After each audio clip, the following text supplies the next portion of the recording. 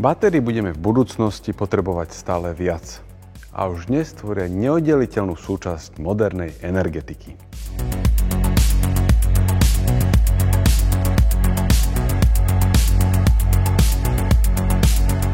Nie sú však výmyslom posledných 10 ročí. Chemická batéria, ako ju dnes poznáme, vznikla už v roku 1800 za slov talianskeho vedca Alessandra Voltu. Vtedy sa však ešte nepoužíval výraz batéria, ale voltaická hromada. Kým na princípe batérie sa už asi 200 rokov nič nezmenilo, parametre a materiály sa výrazne, našťastie, zmenili veľmi. Podobne ako sa zmenšujú procesory v telefónoch a ponúkajú stále vyšší výkon, aj batérie zažívajú podobný pokrok. Akurát, že výrazne radikálnejší. Ceny batérií spadli od začiatku 90. rokov do dnešných dní o 99%. Ich energetická hustota, čo je pomer medzi množstvom energie, ktorú dokážu batérie udržať, a ich hmotnosťou narastol 5-násobne zo 100 na 500 Wh na kilogram. Povedzme si to na príklade. Moja Toyota Prius má batériu s kapacitou 13,6 kWh a váži približne 168 kg. Toyota uvádza, že vďaka nej prejde moje auto čiste na elektrínu asi 85 km. Pokiaľ by si chceli v polovici 90. rokov elektromobil s týmito parametrami, jeho batéria by vážila 500 do 700 kg.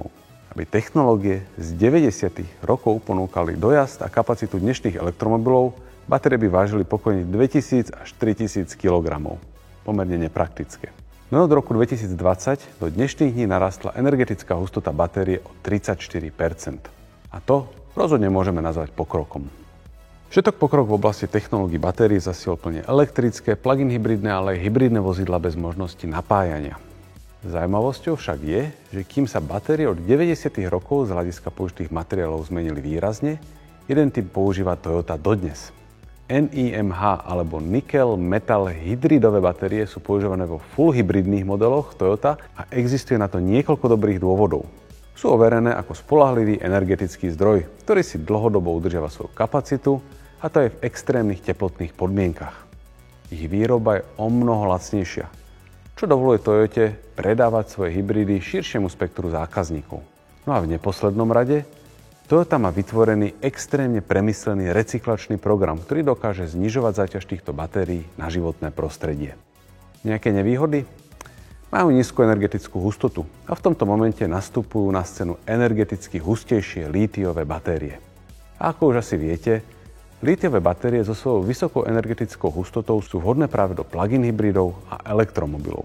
V týchto prípadoch totiž potrebujeme od auta kombináciu vyššieho dojazdu a nízkej hmotnosti, čo v prípade robustných nickel metal hydridových batérií jednoducho nie je možné. Pri elektromobiloch a plug-in hybridoch sa stretneme s veľkým množstvom skratiek. Začneme s AC a DC, ktoré označujú striedavý a jednosmerný prúd. A kto vie, že batérie dodávajú sami výhradne jednosmerný prúd, ale určite jednotku z fyziky. Aspoň dúfam. Klasická zásuvka dokáže napájať spotrebiče striedavým prúdom a tak ho potrebujeme z vlnovky vyhľadiť na priamku. A to má na starosti palubná nabíjačka. Pokiaľ by vás zaujímalo, že kde má toto zariadenie váš smartfón, keďže ide o rovnaký princíp ako pri elektromobile, má ho v adaptéri nabíjačky. Nabíjací kábel k autu už nič obsahovať nemusí, no reguluje množstvo prúdu, ktoré tečie do auta. Zabezpečuje prepäťovú ochranu a napomáha komunikácii s vozidlom, keďže zásuvka v dome komunikovať so spotrebičmi nedokáže. Kým klasický hybrid využívate, prakticky ako bežné benzínové auto, pri elektromobiloch a plug-in hybridoch sa vaše návyky menia. Do vášho života prichádza nabíjanie alebo skratky CCS či Typ 2. Konkrétne, Typ 2 konektor využíva striedavý prúd AC a jeho maximálny výkon je zväčša 22 kW, čo je výrazne pod hranicu maximálneho výkonu, ktorým sa dá elektromobil nabíjať. Plug-in hybrid má bežne asi 6-krát menšiu batériu ako elektromobil a s vybitou batériou dokáže jazdiť ako bežný hybrid na benzín. Vďaka 6-krát menšej batérii v porovnaní s elektromobilom mu stačí len klasický AC konektor typu 2, ktorý ponúka nižší nabíjací výkon. Keďže má plug-in hybrid na palube aj pohon na benzín a veľkú nádrž postačujúcu na dlhú cestu, nabíjate ho len v noci či cez deň v práci, aby ste si odjazdili dennú rutinu bez emisí.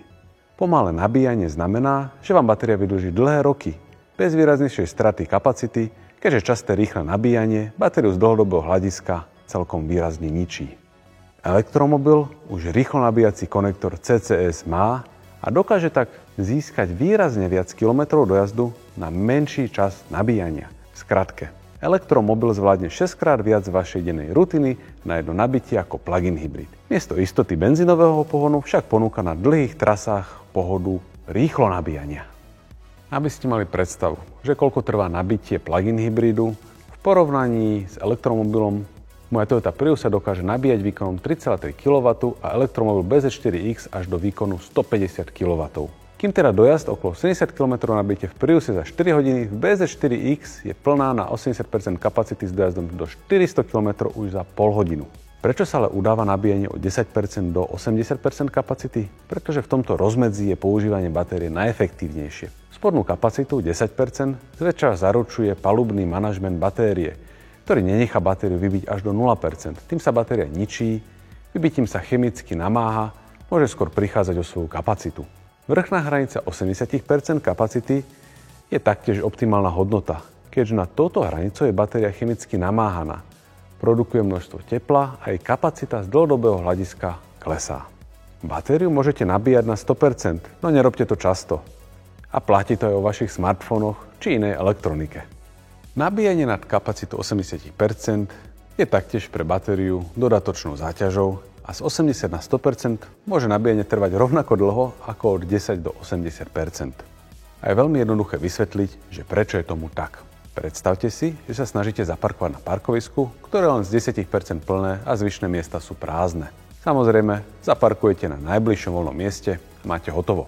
Teraz si ale predstavte, že je parkovisko plné na 80 či 90%. Parkovanie vám bude trvať pokojne aj 5 krát dlhšie, kým nájdete voľné miesto. V tomto príbehu ste vy elektrón a parkovisko je batéria. Áno, v parkovacích domoch aspoň vidíte voľné miesta, vďaka zeleným diódam. No ako dať vedieť o voľnom mieste v batérii jednoduchej častici, ako je elektrón? To je jedna z mnohých víziev, ktoré majú vedci pred sebou a cesta k ním vedie k zdokonaľovaniu batérií.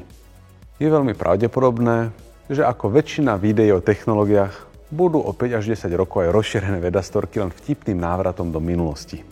Batérie s pevným elektrolitom, umelá inteligencia a pokročilý vývoj posúvajú technológie batérií na novú úroveň každým jedným rokom.